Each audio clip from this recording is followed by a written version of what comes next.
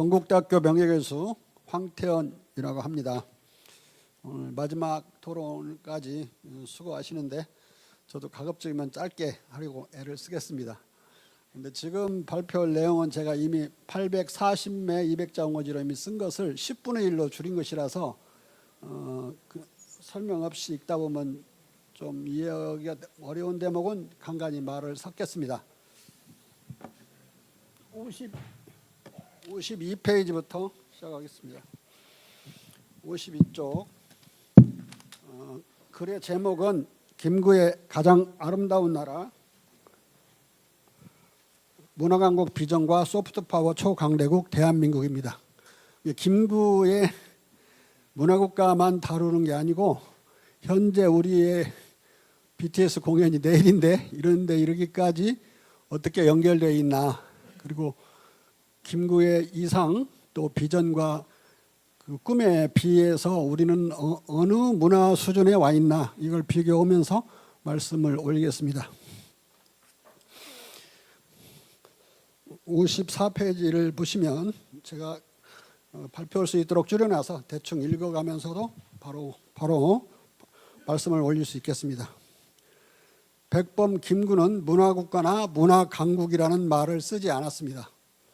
하지만 최고 문화라는 말로서 가장 아름다운 문화 비전을 논하고 세계에서 가장 아름다운 나라라는 말로서 문화적 세계 최강국의 국가 비전을 제시했습니다. 이 문화적 세계 최강국은, 최강국이라는 말은 가장 아름다운 나라, 세계에서 그렇기 때문에 최강국이죠. 오늘날 광대 무면의 유사 영토로서 문화 프론티어를 확보한 소프트파워 초강대국을 뜻합니다. 프론티어 뜻은 뒤에 다시 한번 살피겠습니다. 그런데 실은 백범은 우리의 높은 문화의 힘의 영향으로 변화되는 타국 또는 세계 각국이라는 문화적 영향권을 설정함으로써 이 문화적 프론티어 개념을 이미 선취했습니다. 프론티어 개념은 앤토니 기딘스의 개념이고, 소프트 파워는 잘 아시다시피 나이의 개념이죠. 미국 국제정치학자.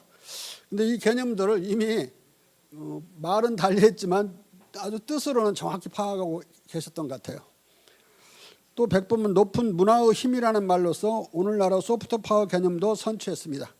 문화의 힘이라는 말로 백범은 모범적 영향력을 발휘하여 타 국가와 타 국민까지도 평화, 인의, 행복으로 이끌 힘을 뜻했기 때문입니다. 백범은 한국 민족과 민족 문화는 최고 문화의 힘으로 세계를 문화적으로 향상시킬 역사적 능력과 자격을 인정할 뿐만 아니라 세계를 평화, 인의, 행복으로 이끄는 것을 우리 민족의 사명으로 규정하고 전후의 인류 국가가 필요로 하는 새로운 생활 원리의 발견과 실천도 우리 민족이 담당할 천직이라고 규정을 했습니다. 특별한 민족으로 우리를 이제 설정을 한 거죠. 이유는 홍익인간이 5,000년 간직해온 우리 민족의 어떤 이상이었기 때문에 이제 이런 말씀을 하신 겁니다. 오직 사랑의 문화, 평화의 문화로 우리 스스로 잘 살고 인류 전체가 의좋게 즐겁게 살도록 하는 일이 하늘이 우리에게 남겨놓은 큰 일이라는 것입니다. 백범은 세계에서 가장 아름다운 나라로서의 세계 최고 문화국가 비전을 다의적 의미로, 즉 도덕적, 미학적, 유의적, 지성적 의미로 제시했습니다. 이게 아름답다는 우리 말이 미학적으로도 아름답다는 뜻도 되지만 미담이니 미덕이니 그럴 때처럼 도덕적인 의미도 가지고 있거든요. 이미 그 자체 아름답다는 말이 이중적인 의미지만 또 스포츠나 그분이 아주 씨름도 잘하셨는데 우리 민속 그런 경기 같은 걸 잊어버렸겠어요. 당연히 여기에 유희적인 것도 있고, 또 뒤에 보시면 그 나의 소원에 철학이나 지식, 과학 지식 이런 말을 향상되는 걸 많이 말씀하시니까 지식적인 문화국가도 의미했습니다. 물론 도덕적인 의미는 말할 필요 없고요.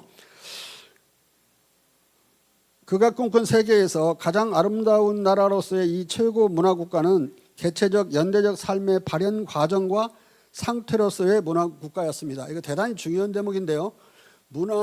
독일의 이제 문화국가라는 쿨투어 스타트라는 개념을 가지고 전후에 일본에서 그런 문화국가를 논한 적이 있습니다. 근데 백범을 무고하고 비판하는 사람 중에 일본 거 따다간 것이다 이렇게 그러는데, 일본의 쿨투어슈타트 문화 개념은 이제 독일 거고, 독일 거는 이제 뒤에 보듯이 이 문화국가는 독일 계통의 신비주의적, 전체주의적, 유기체적인 쿨투어슈타트나 문화 정책적인 쿨투어슈타트와 판이하게 다릅니다.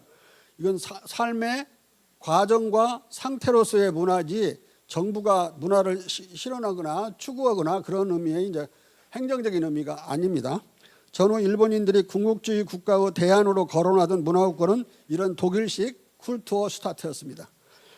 백범은 외침을 막을 만한 최적의 무력을 갖춘 군사 강국과 우리 생활을 충족할 만한 최적의 부력을 갖춘 경제 강국을 원했지만, 타국을 침략할 최강의 군사적, 경제적 초강대국이 되는 것을 바라지 않았습니다. 작은 나라가 초강대국이 된다는 것은 남의 땅을 뺏지 않고는 될 수 없는 것이기 때문에 우리를 막아낼 수 있는 그런 최적의 무력이 있으면 되지, 그렇다고 무력이 필요 없다는 말은 안 하셨어요. 반드시 군사력을 갖춰야 한다고 했기 때문에. 왜 이 말씀을 드리냐면, 또 군사력 필요 없다고 김구가 말을 했다고 또 비난하는 사람이 있어요. 김구의 원문을 안 읽어본 사람들이라고 저는 생각합니다. 오늘날 대한민국은 백범이 새로운 민주국가 또는 가장 진보된 민주주의의 필수적 전제로 여긴 이 최적의 옵티말한 부강국가 비전을 실현했다고 생각합니다. 이런 주제들을 차례로 논하고 나서 이광수가 백범의 나의 소원을 거의 100% 창작했다고 하는 몇몇 학자들의 주장을 논박합니다. 부끄럽게도 이 사람들이 다 저와 같은 교수들이에요. 거기서 두세 명 빼고는 다 교수들이에요. 역사 교수도 있고 국문학 교수도 있고. 58페이지로 넘어가면요, 문화 강국의 기반으로서 민족민주국가, 앞서서 이제 민족민주국가를 발표를 해주신 분도 있는데, 짤막하게 이게 문화국가와 동일한 개념이 아니고 이 민족민주국가 위에 문화국가를 설계하셨기 때문에 그 독일 계통의 국가 자체를 흡수해버리는 문화국가, 그런 밀러의 개념이 아니라는 거, 민주국가 위에서만 문화국가가 꼽힐 수 있다고 백범은 생각하셨습니다. 백범 김구는 최고 문화국가 비전을 제시하면서 민주국가를 이 최고 문화국가의 토대 또는 기반으로 전제했습니다. 여기서 민족국가는 민족문화와 민족적 삶이 외세의 탄압, 훼손되지 않는 자주 독립의 민족국가이고, 민주국가는 자유와 평등의 이념이 실현된 가장 진보된 민주주의 국가로서 신민주국가 또는 진정한 민주공화국을 말합니다. 따옴표가 되어 있는 건 다 백범께서 말씀하신 그대로입니다. 1-1을 보면 완전한 자주 독립의 민족국가 내용을 살펴보면요, 백범의 민족국가는 완전한 자주 독립의 민족국가입니다. 그는 나의 소원의 민족국가 절의 서두에서 대한독립, 우리나라의 독립, 우리나라의 대한의 완전한 자주 독립을 나 김구의 소원으로 숨가쁘게 열거합니다. 독립한 제 나라의 빈천이 남의 밑에 사는 부귀보다 기쁘고 영광스럽고 희망이 많기 때문에 자주 독립에 대한 그 열망은 그가 공자, 석가, 예수가 합해서 세운 천당과 극례학이라도 그것이 우리 민족이 세운 나라가 아닐진된 우리 민족을 그 나라로 끌고 들어가지 아니할 것이다 라는 선언에서 극명하게 드러납니다. 예수님 이 3대 우리 성인이 만든 그 땅이라도 우리 민족이 만든 거 아니면 안 들어가겠다는, 끌고 들어가지 않겠다는 말씀이니까요. 민족은 완연히 존재하는 영구적 실체입니다. 백범 입장에서는요. 따라서 민족은 계급 초월적인 것입니다. 따라서 백범은 소련을 노동계급의 조국으로 주장하면서 민족을 두세 계급으로 분열, 해체, 적대시키는 공산주의를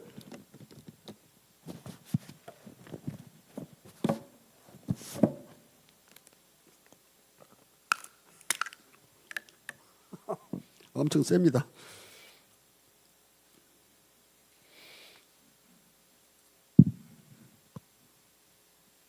공산주의를 격렬히 반대합니다. 또한 백범은 세계가 한 집안이 되고 세계 인류가 한 집이 되어 사는 것을 꿈꾸는 세계주의를 소중히 여기지만, 이런 인류 최고의 세계주의 이상도 민족부터 시작해야 한다고 생각합니다. 특히 한민족의 경우에 세계의 모범이 되어야 할 홍익인간의 사명을 안고 있기 때문에 우리 민족의 일이 곧 세계의 일이라고 생각했습니다. 백범은 한국 민족이 어느 민족도 도달하지 못한 세계적 모범이 되고 주연 배우로 세계 역사의 무대에 나서는 것이 민족적 임무와 천직이라는 자기의 말을 비웃는 민족적 자굴지심을 성토합니다. 백범은 어느 민족도 일찍이 그러한 일을 한 이가 없기에 우리가 하자고 한다고 말하면서 우리 민족의 재주와 정신과 과거의 시련 속에서의 단련이죠. 단련 그리고 우리 국토의 위치와 기타 지리적 조건 등을 그럴 만한 우리 도덕적 능력과 자격으로 들고 있습니다. 그리고 1940년 3.1절에 쓴 한국 독립과 동아평화에서 이미 그는 인이 왕도 대동이념 등 동방의 도의관념이 서구의 공유주의보다 강하기 때문에 동방문화는 도덕적으로 서구 문화보다도 우세하다고 말합니다. 공리주의적인 도덕관은 뭐 잘 아시겠지만 공자 맹자 말로는 소덕을 가리킵니다. 그러니까 반드시 그 도덕을 지킬 때 자기에게 이익이 되는 거. 근데 대덕은 자기가 지켜도 이익이 아니라 손해보는 때가 많아요. 그 인간을 인간답게 만들어주는 도덕을 이제 공맹은 대덕이라고 그랬고, 자기의 이익, 그러니까 뭐 청결히 하라, 또 부지런히 살아라, 이런 것들은 다 소덕에 속하는 거죠. 그 이익은 바로 자기에게 귀속되고 옆에 사람에게는 바로 직접적으로 가지 않는 건데, 소덕과 대덕을 나누어서 공리주의를 소덕으로 보고 서양은 소덕을 추구하는 나라들인데 이 동방은 대덕을 추구하는 나라다, 이렇게 생각하신 겁니다. 그리고 그렇기 때문에 동방문화는 도덕적으로 서구보다 우세하다고 말했습니다. 또한 백범은 계급을 뛰어넘는 자주독립의 민족국가만이 민족문화의 발전을 보장한다고 확신하고, 같은 글에서 그는 고유한 민족문화의 발전이 한국 독립운동의 근본 의미 가운데 하나라고 천명합니다. 완전한 자주독립의 민족국가만이 우리 민족의 정신력을 자유로 발휘하여 빛나는 민족문화를 세울 수 있기 때문입니다. 민족국가가 없이는 민족문화도 발전할 수 없고, 민족문화의 토대가 없이는 세계로 나아가는 세계적인 문화를 발전시킬 수 없다는 그런 민족적 관점에서 말씀입니다. 근데 또 민주주의 다음에 이제 민주주의 문제가 있는데요. 자유평등한 신민주 국가 자리에서 백범은 한국 독립운동의 또 다른 근본 의미가 독립, 자유, 평등의 신한국, 즉 자유평등한 신민주국가의 건립에 있다고 보았습니다. 그는 이 건립, 건설, 이 시기에 독립운동 과정 속에서 쓰는 건국, 건설, 건립은 건설한다는 뜻이에요. 나라를 만든다는 뜻이 아니라 우리가 나라를 되찾은, 이미 나라는 건국이 됐고 임시로 건국을 했으니까 이제 제대로 할 때는 이렇게 건설하겠다. 이게 우리나라 국어사전에 건국이란 말이 두 가지 의미가 있습니다. 창건의 의미가 있고 건설한다는 의미가 있어요. 조국 건설 과정에 할 때 이제 건설로 건국과 같은 뜻으로 쓰는데요. 근데 뭐 어떤 사람은 물러간 사람이지만은 건국대강이 있지 않느냐 임시정부에, 그러니까 건국이 아직 안 된 거 아니냐, 건국은 48년에 한 것이다, 이렇게 이제 우기려고 할 때 그걸 하는데 인용하는데, 그 건국은 건설이라는 뜻으로 쓴 것입니다. 1919년 4월 11일 날 건국이 된 거고요. 그런 식으로 따지면 1776년 7월 3일 날 독립선언을 미국에서 발표했는데 그때 아무것도 없었어요. 임시정부로 그들이 혁명을 치르고 독립혁명을 치르고 독립전쟁을 치르고 1810년에 가서 헌법을 만들고, 또 나중에 또 영국이 쳐들어오고 그래가지고 한 20년 또 싸워요. 영토가 없이 싸우는 상황이니까 사실 7월 3일 건국일로 인디펜던스 데이로 미국이 기념하지만은 사실상 완전한 나라를 갖출 때까지는 한 30년 걸렸어요. 근데 우리 26년 걸렸으니까 1919년부터 그렇게 미국보다 덜 걸린 거죠. 그래도 건국일은 4월 11일이지 8월 15일일 수가 없는 거죠. 미국 그 예를 따른다면. 이야기가 좀 벗어났습니다만, 그는 신민주국가를 자유와 평등 측면에서 가장 진보된 민주국가로 간주했습니다. 그는 일단 자유를 신민주국가의 주춧돌로 규정하고 사상의 자유, 언론의 자유, 관용, 다원주의를 강력하게 옹호합니다. 그는 응당 자유를 파괴하는 모든 형태의 독재를 배격합니다. 특히 철학의 바탕을 둔 독재, 그것도 마르크스 레닌주의 순수성의 바탕을 둔 공산 독재를 가장 철저한 독재로 규정 성토합니다. 나의 소원의 정치 이념절의 백범은 나의 정치 이념은 자유요 언론의 자유가 있는 자유의 나라라고 천명함으로써 계시합니다. 자유의 나라에서만 인류 가장 크고 가장 높은 문화가 발생하기 때문입니다. 백범은 정치에 있어서 너무 인공을 가하는 것을 옳지 않게 생각한다고 말합니다. 따라서 그는 모든 생물에게는 다 환경에 순응하여 저를 보존하는 본능이 있으므로 가장 좋은 길은 가만히 두는 무의를 선호합니다. 하지만 그는 노자의 무의, 자연의 무의, 즉 모든 정치를 일절 배격하는 자유방임적인 무의가 아니라 공자가 말한 무의치의 무의를 뜻하고 있습니다. 왜냐하면 노자의 무의를 내가 지지하는 건 아니지만 이렇게 되어 있기 때문에 무의치는 그래도 치가 조금 있어야 된다는 소리예요. 백성이 자기를 좋아하는 것을 할 자유를 보장하고 백성이 자기가 좋아하는 걸 자기가 좋아서 하는 걸 보장해야 되고 이를 가로막는 모든 사태, 그게 범죄든 난적이든 천재지변든 그 방해자와 방해물을 제거하고 인재 천재를 당할 이재민을 구휼하고 백성이 싫어하는 것을 하지 않을 자유를 보장하고 그것을 백성에게 강제하는 궁경이나 난세를 없애주는 최소한의 필수 정치를 포함하기 때문입니다. 그런데 무의 자연이라는 노자의 말에는 이것도 포함되어 있지 않기 때문에 공맹의 무의와 노자의 무의는 차이가 나는 거죠. 백범은 이 자유를 방종과 구분했습니다. 자유의 견지에서 백범은 미국식 민주주의를 공산주의보다 월등한 것으로 평가하고 민주주의의 본질을 신적 입법자만이 통찰하는 루소의 일반의사, 인간의 고귀한 도덕감정과 미감과 재미감도 배제하는 그런 일반의사의 내용적인 합리성이 아니라 분분한 국론 속에서 다수 의사를 비로소 구성해내는 공정한 절차에 있다고 봤습니다. 민주주의의 본질을.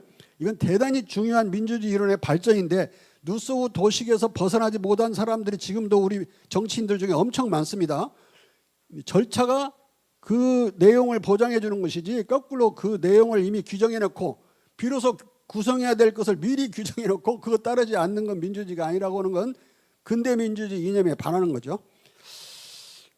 1940년 45년 백범은 루소를 뛰어넘어 근대 민주주의의 본질을 정확하게 파악한 것이다. 물론 최근에 이 절차로서의 민주주의는 하버마스가 엄청나게 강조했는데 전후에 히틀러의 그 폭정을 겪고 난 뒤에 뭐 그런 의미에서는 또 하버마스도 뛰어넘었다고 볼 수가 있습니다. 백범은 절차로서의 민주주의를 근대 민주주의 핵으로 봤기 때문에 국론 형성의 공정한 절차가 민주주의의 본질이기 때문에 절차의 공정성은 오직 사상과 언론의 자유에 대한 보편적 보장에 있습니다. 백범은 미국 민주주의를 최후의 완전체로 보지 않았을지라도 국론이 특정한 철학에 좌우되지 않고 주권자 국민의 자유로운 언론전에 의해 결정되는데 미국 민주주의의 우수성이 있다고 파악했습니다. 결국 언론의 자유를 부정하는 공산주의는 응당배격됩니다. 그렇다면 공산당과의 좌합작으로 통일 한국을 건설하려던 백범의 기도는 그의 반공주의적 기본 입장과 모순되는 것 아닙니까? 큰 문제인데요. 그러나 백범은 좌우합작의 통일 한국에서 공산주의는 쇠락할 것이라고 확신했습니다. 어떤 것을 보면 되냐면 그는 1940년 8월 한국 독립당의 건립과 광복운동의 장래에서 단언합니다.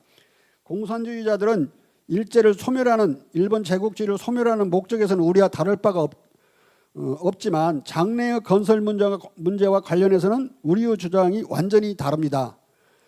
그들의 계획은 필연적으로 실패할 것입니다. 실패한다. 왜냐? 우리 동포들이 어느 계급의 전횡을 절대로 용납하지 않을 것이기 때문입니다.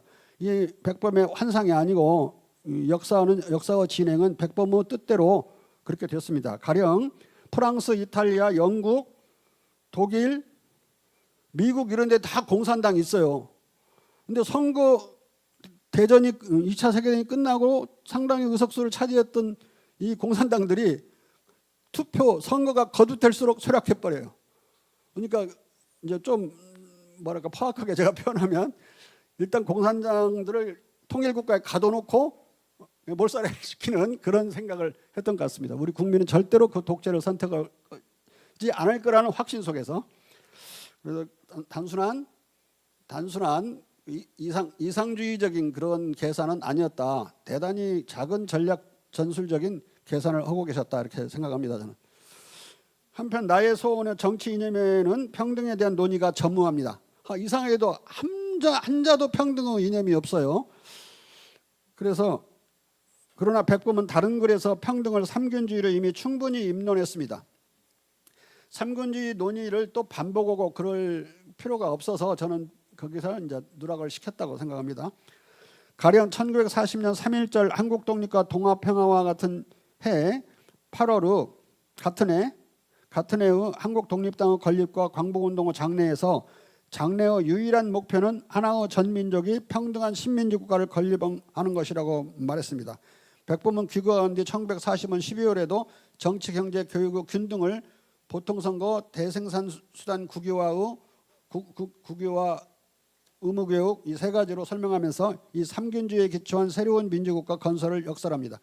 여기서 대생산수단의 국유화는 여기에 좀 설명을 해두셨던데 일본의 적산은 바로 국유화하고 생산수단 중에 이제 재벌급에 해당될 수 있는 것은 이제 국유화하는 건데 나중에 이제 서양의 노동당, 영국의 노동당이나 독일 삼인당도 다 같은 규정을 강령으로 가지고 있었습니다. 근데 나중에 해보니까 이게 비효율에 빠지니까 다시 민영화를 했는데 그 시기에 일반적인 뭐 합의라고 할 수 있는 어떤 진보적인 민주주의자들의 합의를 써놓은 것 같아요. 그 삼균주의 안에. 그래서 뭐 특별히 오늘날 그렇게 비판할 문제는 아닌 것 같습니다.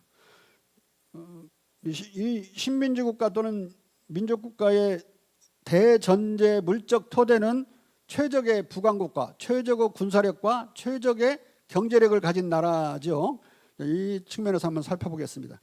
민족 민주국가가 가장 독립, 자유, 평등한 가장 진보된 민주국가이고 인류의 가장 크고 가장 높은 문화를 갖춘 국가이기를 바랐던 백범의 소원대로 대한민국은 국민의 30년, 40년 민주화 투쟁과 피플 파워로 이승만 독재, 30년 군부 독재, 윤석열 쿠데타를 다 타도하고 세계 최고의 민주국가로 올라섰습니다.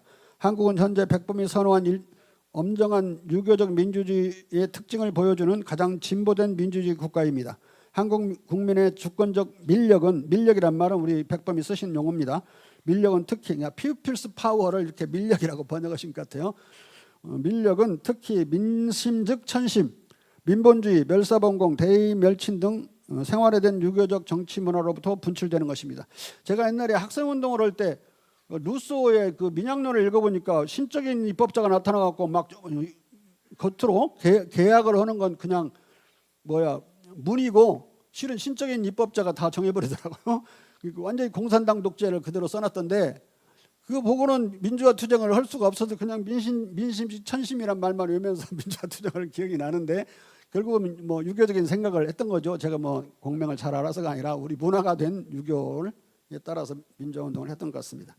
한국에서는 권력자가 자기 가족이나 친인척에게 벼슬을 주는 것도 공직자가 영향력을 발휘해서 가족과 친인척을 민간 개입에 취직시키는 것도 일절 허용되지 않습니다. 반면 미국의 클린턴은 힐러리에게 자기 부인이죠. 국가의료보험 개혁 태스크포스의 의장직을 주었고 트럼프는 장녀를 대통령 보좌관으로 사위를 백악관의 선임 대통령 보좌관으로 임명했습니다. 이런 짓은 한국에서라면 탄핵감이죠. 그런데 지금 또 쿠시너가 또 사위인데 또 그 특사로 중동 특사로 보냈더라고요. 지금도 계속 써먹고 있는 거예요, 사위를. 한국 국회는 2017년 이래 사촌 이내 친인척의 보좌관, 비서관 채용을 전면 금지하고 5촌에서 8촌 사이에 친인척의 채용도 신고하도록 만들었습니다. 반면 미, 영, 불, 독은 비슷한 법을 만들어 놓긴 했는데 틈새가 너무 많아요. 그래서 또 고용할 수 있는데 이런저런 틈새로 허용하고 있습니다. 마크롱도 대선 공약으로 이걸 만들겠다고 걸어놓고 했는데 나중에 법률이 나와 있는 거 보니까 무급이면 다 쓸 수가 있어요. 무급이면. 근데 무급이운 사람을 거기서 4년씩 막 쓰고 그러면 그건 국민들 뜯어먹으라는 소리지. 그게 누구 부자 아니면 할 수도 없고. 아무튼 뭐 그렇게 틈새가 많습니다. 지금 여기서 쿠시너도 백악관 수석보좌관을 한 것을 이유를 들이댔는데 거기 자기들의 그 정실 반정실법에 무급이면 괜찮다고 돼 있다 이거예요. 그리고 백악관 보좌관은 포함되어 있지 않대 거기에. 괜찮다. 오늘날 민주시대에 한국은 언론 자유도 대체로 세계와 아시아에서 수위를 달리고 있습니다. 한국의 언론 자유도는 미국을 능가하거나 악화된 경우에도 미국과 대등했습니다. 수치로 나타나는 지수로 나타나는 거고요. 또 최근에 어저께 밤에 제가 봤더니 민주주의 지수가 있던데요. 그 스웨덴 연구소에서 발표하는 게 거기서 보니까 우리가 41까지 독재로 가는 나라로 분류됐더라고요. 2024년. 그리고 거기서 한 8단계 회복이 돼가지고 이제 한 41위로 됐는데 25년에 올해 나온 거 보니까 22위로 다시 회복됐어요. 문재인 대통령 시절에 17위였는데 세계 17위, 미국보다 훨씬 앞서 있었죠 그때. 근데 지금 22위인데 미국은 지금 32위예요. 거기는 또 뭐라고 되어 있냐면 토가 미국은 지금 독재로 가는 중에 있다 이렇게 써있어요. 우리가 지금 미국의 민주주의를 앞지른 거죠. 근데 우리 김구 선생께서는 민주주의를 미국 민주주의를 모델로 해서 이제 고쳐갖고 쓰려고 이렇게 생각을 한 거니까 상당한 발전을 우리가 스스로 이룬 거죠. 반면 오늘날 한국어 언론 자유도가 미국을 능가하는 것도 유교적 정치 문화와 직결된 것입니다. 종교 전쟁은커녕 종교 활동도 없었던 유교국가 조선은 신앙과 사상의 자유가 원래부터 만개했습니다. 심지어 실학자들이 벼슬만 바라지 않으면 산속에서 자기 마음대로 연구하고 마음대로 비판하고 그래도 아무 상관없었어요. 은둔해버리는 건 유교의 중요한 자유 중에 하나거든요. 도가 있으면 나오고 도가 없으면 은한다. 그게 이제 논어에 나오는 반복돼서 나오는 이야기죠. 상관하지 않았어요. 그리고 종교 갈등이 전무한 것은 오늘날 한국에서도 여전합니다. 조선시대는 학문 탄압도 없었습니다. 실학자들도 제하에서 연구를 방해받지 않았습니다. 조선시대 종교 학문 사상의 자유는 공맹의 5가지 무제한적 관용 교설에 근거했습니다. 각 주에 제가 드는데 공허이단 사회에 빨리 번역을 하겠습니다. 이단을 지정하고 이단을 공격하는 것은 나라의 적해다. 공기학, 무공인지학, 비수특여라. 자기의 악을 공격하고 남의 악을 공격하지 않는 것이 사특함을 고치는 거 아니겠느냐. 또 자활, 공자활. 천하에 무엇을 걱정하고 무엇을 생각하고 무엇을 걱정하라. 천하 동기 이수도. 천하가 하나로 돌아가면서도 가는 길은 여러 가지인데 무엇을 걱정하겠느냐. 또 일치 하나로 일치되는데 백녀. 생각은 100가지인데 천하 하사하려. 무엇을 생각하고 무엇을 걱정하겠느냐. 놔두면 다 잘 돌아가게 돼 있다 이거예요. 다 뭐 잘 먹고 잘 살자는 걱정과 생각이지 그걸 탄압하려고 할 필요 없다. 맹자는 또 이제 양주와 묵자를 너무 탄압하는 것에 대해서 그건 탄압은 하면 안 된다고 그랬고요. 그다음에 5번째는 그들이 여러 가지 그런 사설들을 늘어놓을 때 그 사설을 이단으로 탄압하려고 할 게 아니라 너희들의 공부를 바르게 하면 백성이 알아줄 것이다.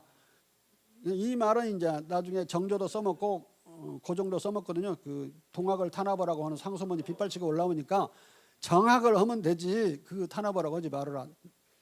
나보고 그러니까 이단을 탄압하라는 것이냐 그렇게 거꾸로 벌이 나보고 이단을 정벌하라는 소리냐 이제 그렇게 비문을 내려보낸 적이 있는데요. 실질적으로 이런 경전으로 끝나지 않고 그렇게 통치에 실질적으로 쓰였다는 것이 조선 유교 국가는 중요합니다. 미국 학자 조지프 나인은 하드 파워와 소프트 파워를 구분했습니다. 소프트 파워는 강압이나 대가 지불보다 매력을 통해 자기가 원하는 것을 얻는 능력입니다. 그것은 일국의 문화, 정치적 이상과 정책의 매력적 힘으로부터 생겨납니다. 반대로 강압이나 대가 지불을 통해 자기가 원하는 것을 얻는 능력은 하드 파워라 했습니다. 하드 파워는 군사력과 경제력을 포괄합니다. 하드 파워는 물질적 도구적 권력이고 소프트 파워는 상대방의 마음을 끄는 매력으로서 비물질적 간주관적 인터서브젝티브한 권력이고 말하자면 정신적 문화적 권력입니다. 나이는 하드 파워와 소프트 파워를 결합한 통합적 국력을 스마트 파워라고 했습니다. 근데 그렇지 않고 군사력은 엄청나게 뛰어난데 문화적인 측면은 형편없다. 중국이나 러시아 같이 그러면 그는 업서드 파워라고 그랬어요. 거꾸로 문화는 엄청 발전해 있는데 군사력은 형편없는 나라 많죠. 덴마크, 스웨덴, 노르웨이 이런데 노르웨이는 하루아침감으로 히틀러한테 먹혀버렸는데 옛날에요. 이런 경우도 업서드 파워예요. 두 가지가 군사력도 상당히 경제력도 상당히 있어야 되고 그다음에 문화가 높이 발전된 나라가 스마트 파워를 가졌다 이렇게 말할 수 있습니다. 현재 한국은 최적의 군사적 하드 파워 강국입니다. 글로벌 파이어 파워라는 그 잡지가 있는데 그 발표에 따르면 한국은 2024년 군사력 세계 5위에 진입해서 2026년까지 그 자리를 지키고 있습니다.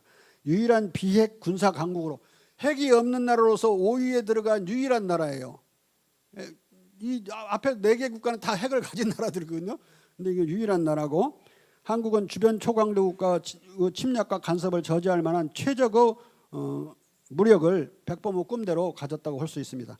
또한 한국은 미국, 러시아, 중국 다음의 세계 4위 방산 수출국입니다. 동시에 현재 대한민국 부력으로 보아도 최적의 경제적 하드파워 강국입니다. 한국의 GDP는 10에서 15위를 유지하고 있고 1인당 국민소득은 일본을 앞지르는 약 3만 6천 달러를 기록하고 있습니다. 백범은 민족 문화와 가장 크고 가장 높은 인류 문화가 꽃을 피울 이런 완전한 자주 독립의 민족 국가와 자유평등의 민족 국가를 수립하고 유지하기 위해 우리의 생활을 풍요롭게 충족시키고 외부로부터의 침략과 간섭을 저지할 만한 최적의 하드파워를 가진 강국이 되어야 한다고 생각했습니다. 그는 1945년 12월 독립자주통일의 조국 건설을 주창하는 연설에서 강력한 국방군의 건립을 제창하며 우리 국가의 질서와 세계의 평화를 지지하기 위하여 강력한 국방군이 필요하다고 역설합니다. 대한민국은 이제 그런 최적의 하드파워 강국이 되었고, 이에 따라 백범이 말하는 대로 무한한 문화의 힘을 가진 문화적 초강대국의 기반을 다 마련했습니다. 그러니까 최적의 군사력과 최적의 경제력을 갖지 않은 나라가 스웨덴이나 노르웨이, 덴마크처럼 문화만 많이 발전해도 없어도 한 나라가 돼버리죠. 그런 나라를 우리는 완전히 벗어났다고 볼 수가 있습니다. 백범의 이제 세계 최고 문화국가 소프트 파워 최강국이라는 뜻을 한번 살펴보겠습니다. 문화가 무엇인가?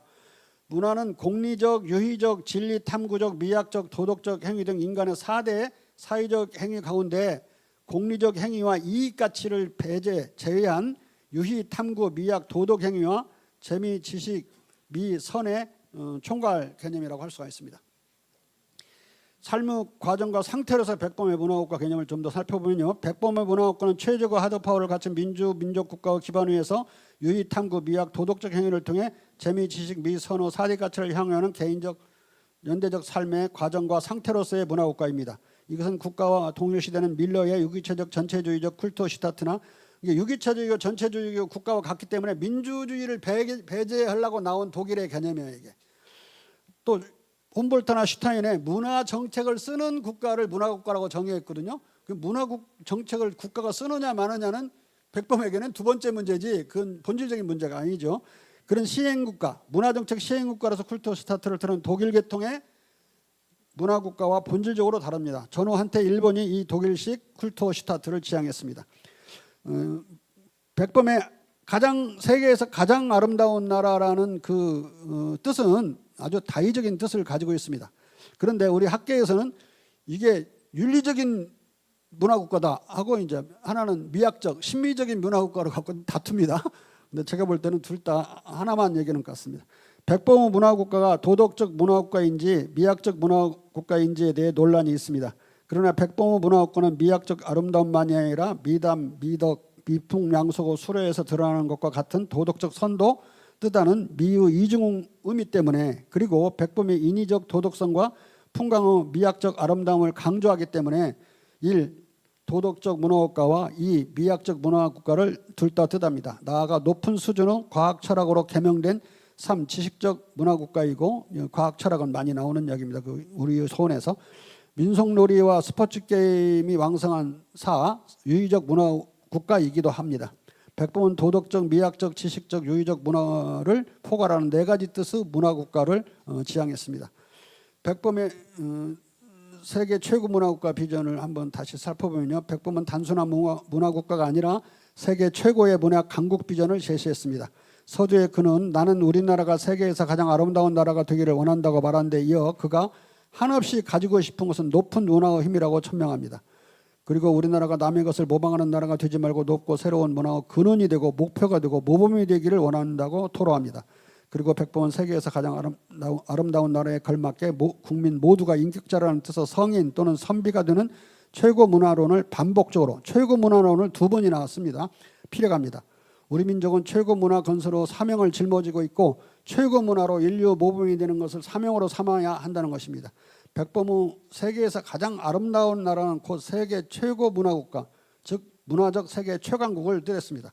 여기서 성인이 된다고 할 때 한자로 거룩할 성자를 써가지고 이걸 해놨던데, 모든 백성이 어떻게 공자님이나 부처님 같은 사람이 될 수가 있겠어요? 그건 잘못된 저는 해석이라고 보고 한글로만 써놨습니다. 그 부분이 논어에 또 인격자라는 뜻의 군자를 인격자라는 뜻으로 성인, 이를 성자로 하는 성인이 있습니다. 그것이라고 저는 생각을 해요. 왜냐하면 뒤에 바로 선비라는 말을 선비와 같은 뜻으로 쓰고 있거든요. 그래서 거룩할 성자 성인이 아니고 이를 성자 성인이라고 이제 해석을 저는 했습니다. 문화의 힘과 국력으로서 소프트 파워 절에서는 저는 이런 것을 다뤘습니다. 백범은 문화 개념에서 문화의 힘을 강조함으로써 나이가 정의한 소프트 파워 개념을 선취했습니다.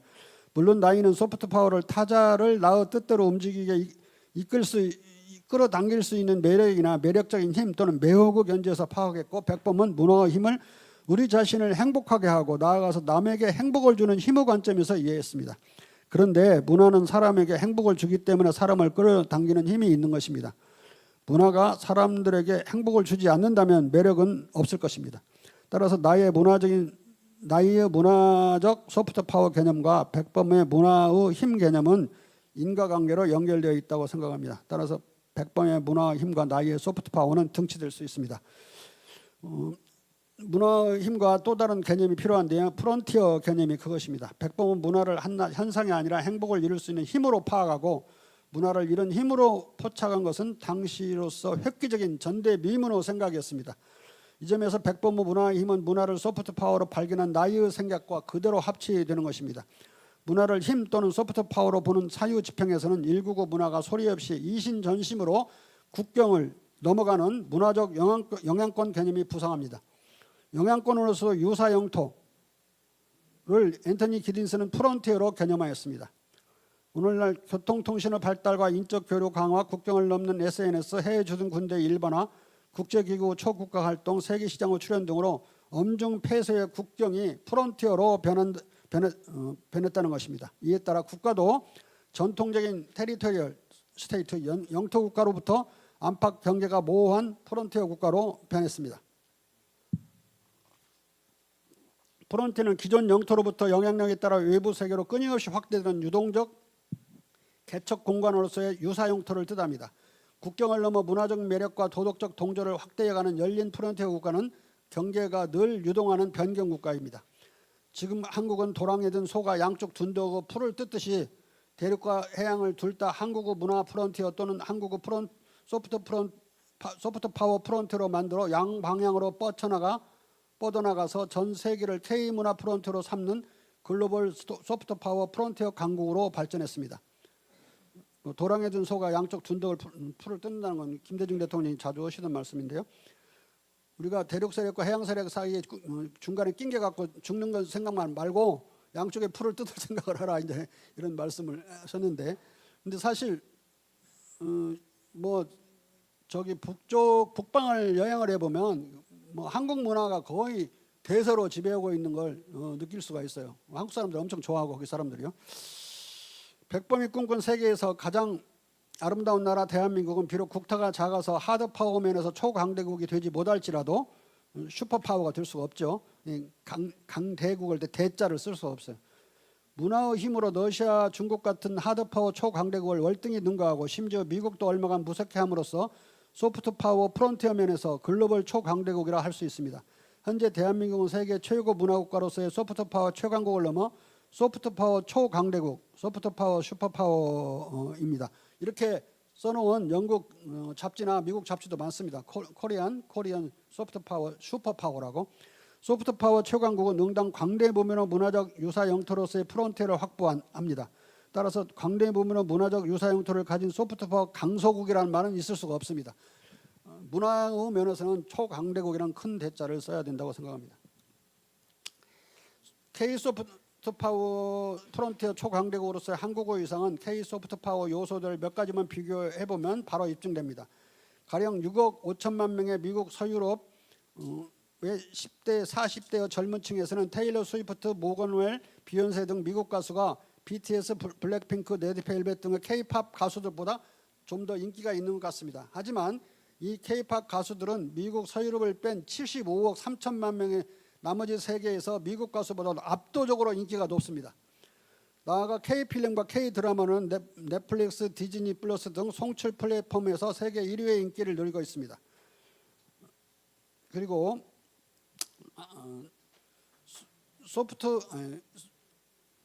스위프트라고 하는 테일러 스위프트가 미국에서 벌어들이는 지난번 2022년부터 60일간 에라스 투어를 해가지고 벌어들인 돈이 경제 효과가 13조라고 그래요.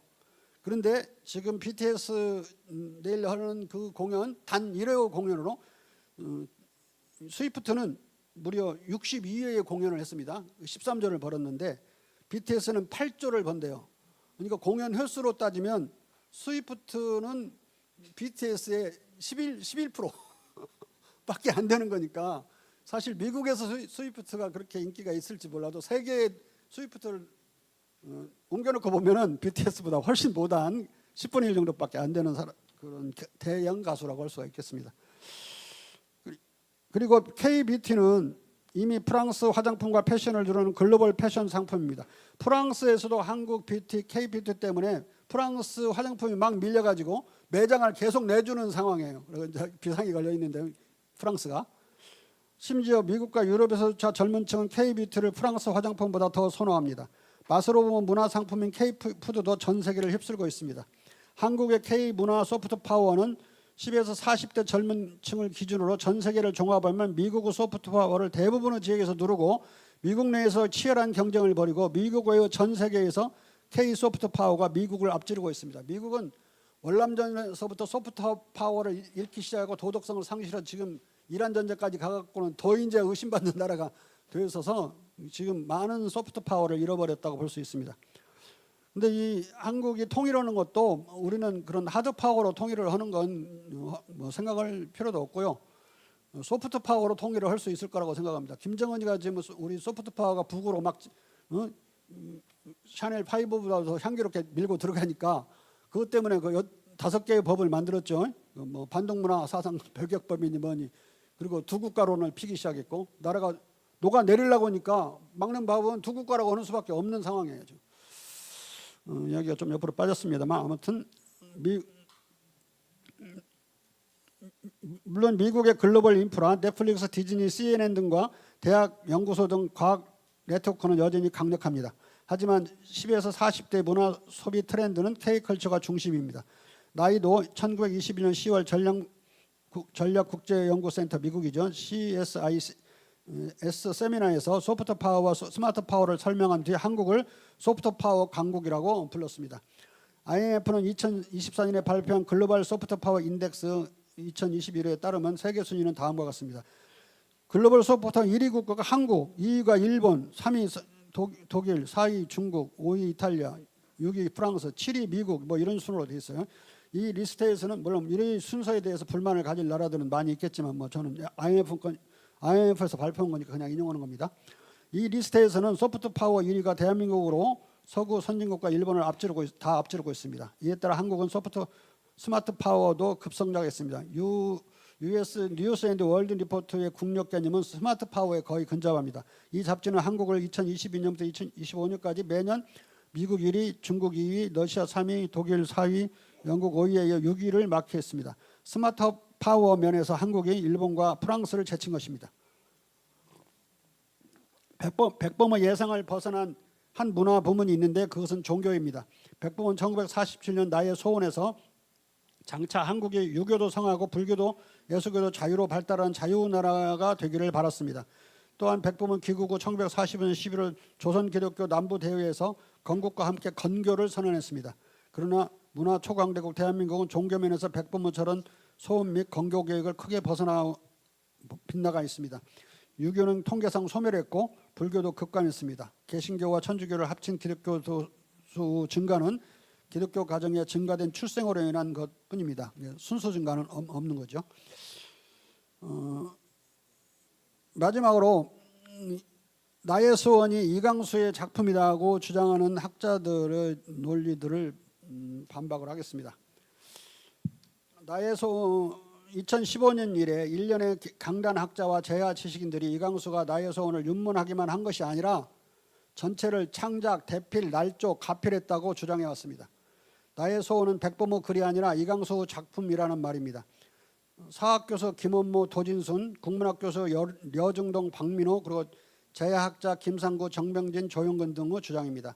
려중동은 나의 소원을 이광수 날조작, 김원모, 박민호, 려중동, 김상구는 100% 창작품으로 주장하고 도진수는 윤문이 아니라 가필했다고 주장합니다. 윤문을 넘어서 가필한 거죠. 그리고 오마이뉴스 기고자 정병진, 시사인 기고자 조영근은 저더러 주장과 유사한 입장을 대변합니다. 그런데 저는 이광수 내 나라가 백범의 나의 소원을 표절했다고 봅니다. 저는 두 가지를 발견했는데 하나는 나의 소원의 원문을 발견했고 찾았고 두 번째는 내 나라라고 하는 그 출판 연도와 나의 소원의 출판 연도를 알아서 내 나라라는 것이 나중에 나왔다는 걸 알았어요. 1년 뒤에 나온 건데 1년 뒤에 나온 것이 앞에 걸 표절한 것이 거꾸로는 될 수가 없는 거죠. 내용은 약간 비슷해요. 그러니까 그걸 들어가지고 이광수 사상이 이런데 그걸 백범한테 그냥 써준 것이다. 대필해 준 것이다. 이렇게 주장하는 거죠. 이 7인 논자를 통해 마치 한국 지식인들의 학문적 저질 전능성이 드러나고 있습니다. 이대로 주장하면 물론 사학계 안에 이 저질 전능한 주장을 하는 사람도 엄청 많아요. 근데 여기서 지금 문제가 되는 건 이 사람들이니까 이 사람들만 갖고 문제 삼겠습니다.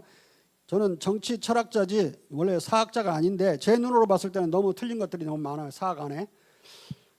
이들의 주장 가운데 어느 것도 경험과학적 엄정성을 갖추고 있지 못하기 때문입니다. 이들은 이광수 손을 탄 나의 소원 47년 국사원판과 분명히 다른 나의 소원의 원본을 따로 존재한다는 사실을 전혀 몰랐습니다. 발제자는 이 원본을 어망섭이 판찬하여 단기 4281년 1948년 10월에 공간한 김구주석 최근 언론집의 부록에서 발견했습니다. 이럴 때는 박수를 한번 쳐야 돼요. 아무도 이걸 아무도 못 찾고 왜 역사학자들은 이걸 못 찾고 정치학자가 찾고 있어야 되는 건지 통탄하게 맞이할 일입니다. 또 발제자는 백범이 1949년 돌아가시기 3개월 전에 쓴 글에서 나의 소원의 일부를 베껴가지고 그대로 게재를 했어요. 근데 이 베낀 그 원본을 이렇게 비교해 보면 이광수본이 아니라 어망섭이 발표한 그 부록에 들어있는 것과 같은 거예요. 그 글 고친 것들을 보면. 왜냐하면 백범이 인용한 것에는 고친 부분이 없거든요. 근데 이광수가 고친 부분은 이런 세상에 나는 것이다. 태어나는 것이다라는 뜻으로 백범은 쓰셨는데 이광수가 그 뜻을 잘못 알았고 이 세상에 남는 것이다로 남는으로 고쳤거든요. 근데 그걸 인용한 게 아니고 나는 것이라는 원문을 인용하셨어요. 그러니까 그 어망섭의 본이 원본이라는 걸 백범이 49년에 또 한 번 확인해 준 거니까 이건 빼도 박지도 못하게 원본인 거죠. 어망섭의 원본인 것은 이광수가 손댄 국사원판과 비교하면 금방 드러납니다. 어망섭 출판본과 이광수 국사원판본을 비교해 보면 양자 간에는 약간의 차이가 나타납니다. 약간의 차이가 있다는 것은 이광수가 별로 못 고쳤다는 이야기예요. 그러니까 뭐 여기서 무슨 대필이니 가필이니 이런 말을 할 수가 없는 거죠. 비슷하니까 두 개가. 어망섭본과 백범 인용본의 독립이 없는 나라의 백성은 어떻게 고쳐졌냐면 이광수본에서 독립이 없는 백성, 나라가 빠져있어. 나라의가. 뭐 있으나 안 있으나 뜻은 통하니까 그렇게 탓할 수는 없는 부분이죠. 그 다음에 민족은 필경 바람잠 뒤는 민족은 바람잠 뒤 필경을 빼먹었어. 근데 있으나 없으나 뜻은 잘 통합니다.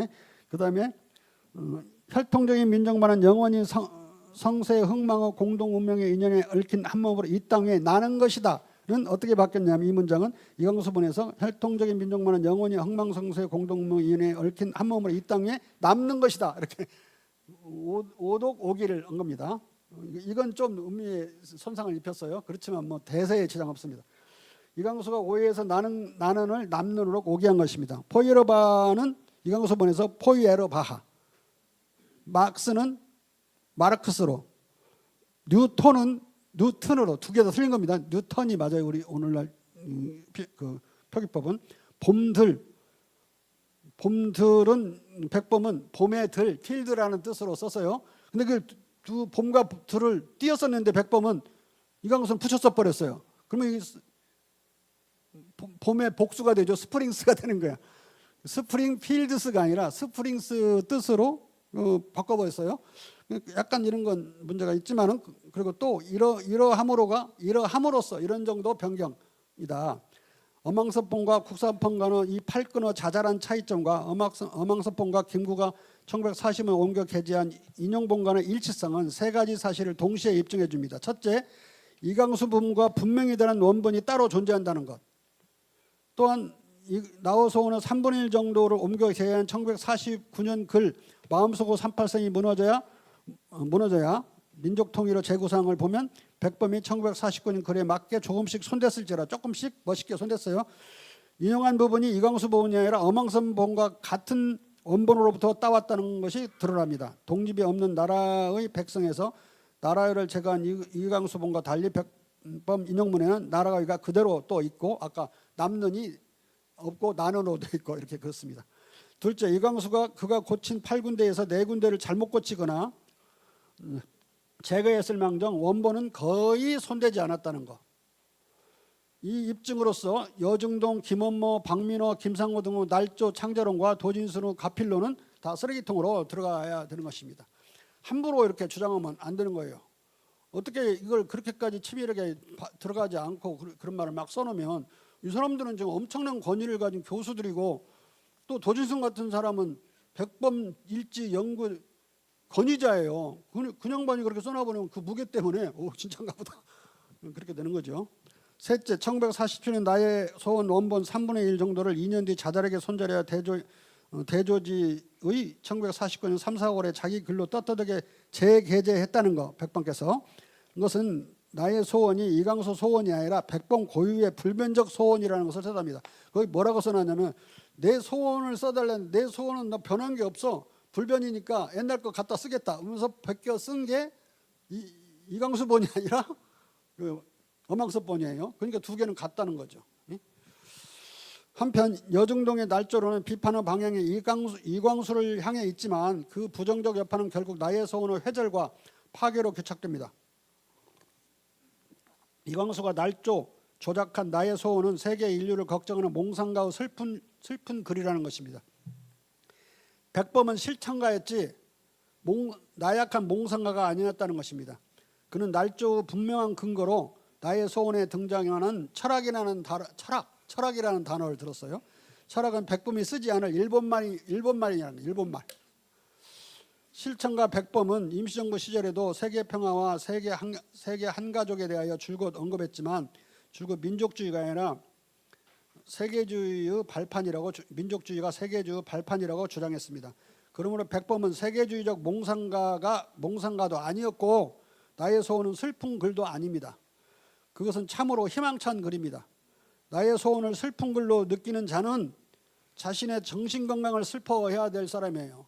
그 글을 읽고 어떻게 슬픈 글이라고 느낄 수가 있어요. 또 철학이라는 단어를 날조의 대표적 증거로 드는 것은 실로 가소로운 망념입니다. 철학이라는 조어는 비록 일본에서 생겨났을지라도 백범 시대에 이미 한국, 중국, 베트남이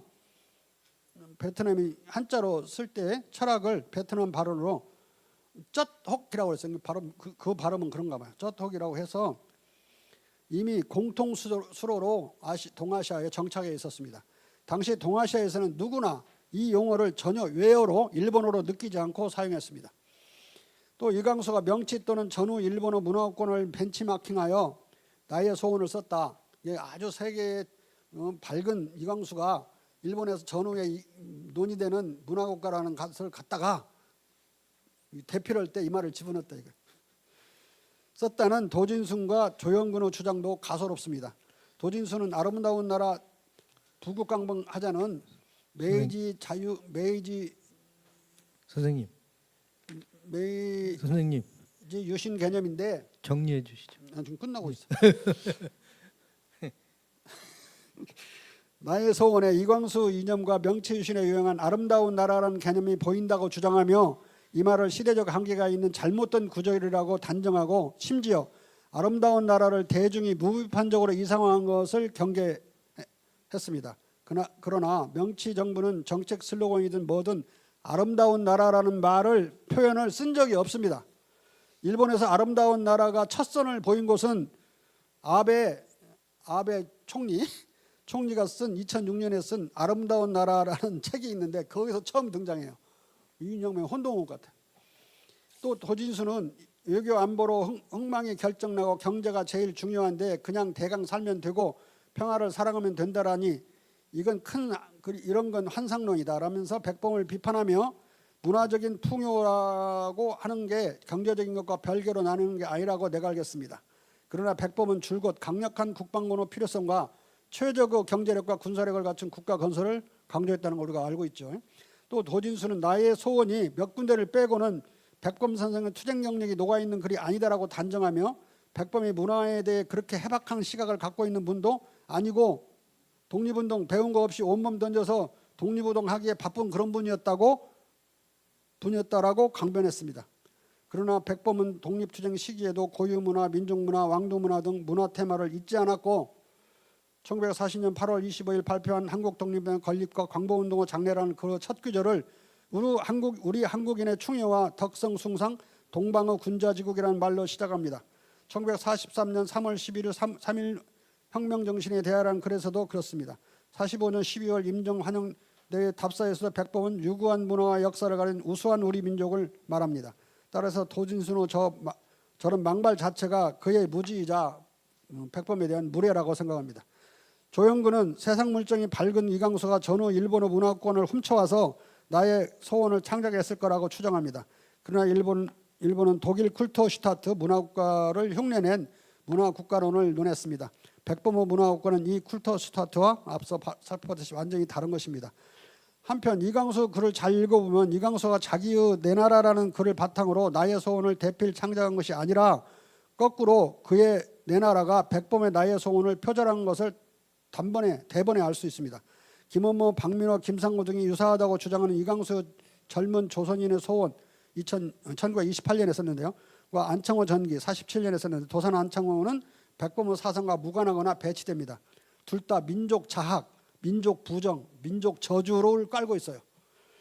그런데 내 나라라는 이강수의 48년 작품은 대단히 민족 찬양적이에요. 그러나 48년 6월 돌베개 출판에서 실린 마지막 글 내 나라는 민족 긍정, 홍익인간, 문화론, 반공주의 반대, 공산주의 반대 등에서 나의 소원의 취지와 많이 부합됩니다.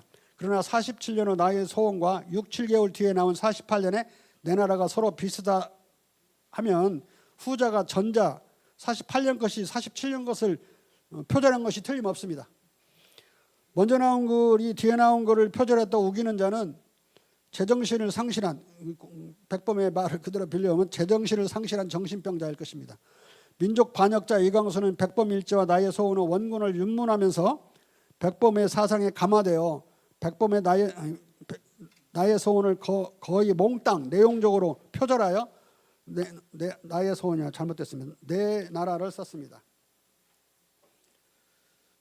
또 이강수가 나의 소원에 반공주의를 삽입했다는 박민호의 주장과 백범이 무식해서 그 이름들을 잘 몰랐을 것이라는 나의 소원 속에 마르크스, 헤겔, 포이러바하, 스미스, 루턴, 아인슈타인 같은 철학자들의 이름은 이강수가 집어넣었다는 박민호의 억측은 반박할 가치가 없습니다. 공산주의 비판은 백범의 지론이었고 또 저런 이름들은 임정의 각종 기관지와 중국신문 잡지 등에서 널리 알려진 이름이었고 우리 임정 기관지들을 보면 이런 이름들 다 나와요. 그러니까 뭐 다 알고 있었던 건데 백범은 무식해서 이걸 몰랐을 것이다. 이강수가 집어넣었을 것이다. 이런 추정, 그야말로 억측인데 이걸 집어넣어서 백범의 권위를 훼손시키려고 하는 시도 자체가 완전한 무고라고 저는 생각합니다. 2000년대 벽두부터 나의 소원을 100% 이강수 작품으로 둔갑시킨 백범 격하와 백범 비판에 대해 여중동, 김원호, 박민호, 도준신 등 학계 일각에서 오히려 동조한 것은 참으로 통탄할 일입니다. 또 오마이뉴스, 치사인 같은 진보 매체들이 팔랑귀처럼 이강수 창작론, 가필론을 확산시키고 있는 것도 참으로 통탄할 일입니다. 예. 맺겠는데요. 예. 선생님. 이재명 좀 잠깐만 이재명 대통령이 지원하나 간섭하지 않는다는 문화정책, 문화산업정책을 발표를 했는데 이건 DJ가 1997년에 내걸었던 대선 구호와 똑같은 거예요. 근데 이걸로 한류가 일어났습니다. 그런데 이 DJ의 문화관을 보면 문화국가관을 보면 백범의 문화강국 이런 거 거의 똑같아요. 그 자서들을 보든 정책들을 보든. 그래서 이런 말을 가지고 마지막 말을 맺었습니다. 그런데 우리나라의 소프트 파워의 침투를 김정은이가 막기 힘드니까 그런 5개의 문화 탄압법을 만들었는데, 그러면서 나온 게 이제 두 나라론이란 말이야. 우리 적대적 두 국가론인데 이쪽에는 뭐 평화적 두 국가론 하지만은 1975년에 동독이 우리는 계급이 다른 두 국가다. 그러니까 거기서 받아가지고 독일 3인당이 우리 민족 문제는 해결됐다. 그래서 디 나ціо날 프라게 켈레스트라고. 근데 15년 뒤에 동독이 망해버렸어요. 그럼 한번 계산해 보세요. 김정은이가 3년 전에 두 국가론을 냈으니까 그거보다 더하면 아마 2038년에 북한이 아마 해체될 가능성이 높습니다. 민족은 해체될 수 없는 것이고 백범은 말대로 영원한 거예요. 근데 그것을 뭐 계급이니 신분이 나누어서 그렇게 하는 건 말이 안 되는 거죠. 이걸로 제 마지막 말씀을 마치고 오랫동안 들어주셔서 감사합니다. 고맙습니다.